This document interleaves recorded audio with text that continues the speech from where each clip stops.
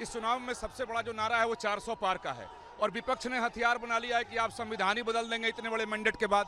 ये नारा नहीं है, ये 140 करोड़ देशवासियों का संकल्प है और ये संकल्प को देशवासी जी रहे हैं।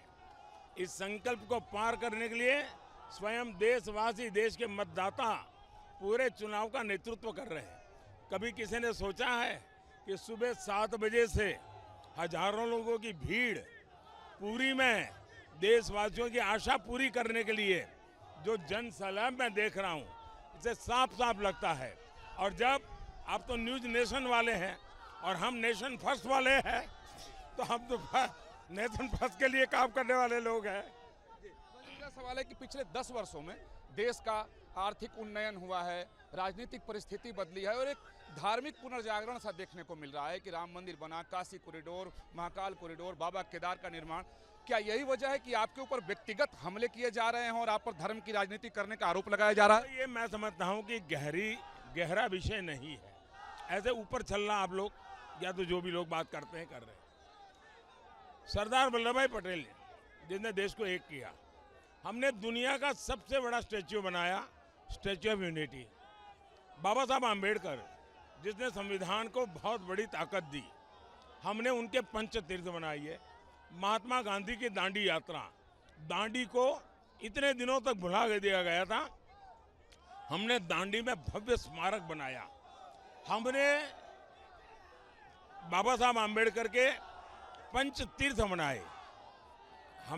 मैं मानता हूं कि हमारे देश में 140 करोड़ देशवासी ऐसे हैं जिनके मन में इच्छा रहती है कि कभी 4 धाम यात्रा करनी है, कभी द्वादश ज्योतिर्लिंग जाना है, कभी माँ को गंगा में स्नान कराने के लिए जाना है। ये भारत के नागरिकों के हक है कि उनको व्यवस्था मिले। अगर वो जगन्नाथ जी में आते हैं तो उसको अच्छी रहने की व्यवस्था मिले, अच्छा खाने का प्रबंध मिले, उसको कनेक्टिविटी मिले, उसको इंटरनेट कनेक्टिविटी मिले, उसको अच्छे साफ सुथरे टॉयलेट मिले। क्या हिंदुस्तान के नागरिकों को ये हक नहीं है क्या? 75 साल तक भारत के कोटि कोटि नागरिकों की आस्थाओं को जूते मारे गए हैं, अपमानित किया गया है, उनको अपने नसीब पर छोड़ दिया गया है।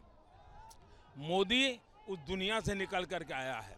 मेरे मन में दर्द था, जो इस देश के मालिक हैं, जो इस देश को चलाने के लिए टैक्स दे रहे हैं, उनको एक टॉयलेट नहीं मिलेगा, उनको अच्छी जगह पर सोने की जगह नहीं मिलेगी, क्योंकि वो भगवान के दरबार में जा रहा है, परेशान हो जाए। तो मैं अपना कर्तव्य मान करके इसको कर रहा हूं। जहां तक हम पर जो विरोध करते हैं या आरोप करते हैं, वो तो मेरे जन्म से पहले से कर रहे हैं, क्योंकि वो एक निश्चित प्रकार की सत्ता भूख में डूबे हुए लोग हैं। वो मानते हैं कि उनकी प्राइवेट प्रॉपर्टी है, इनकी फैमिली की प्रॉपर्टी है।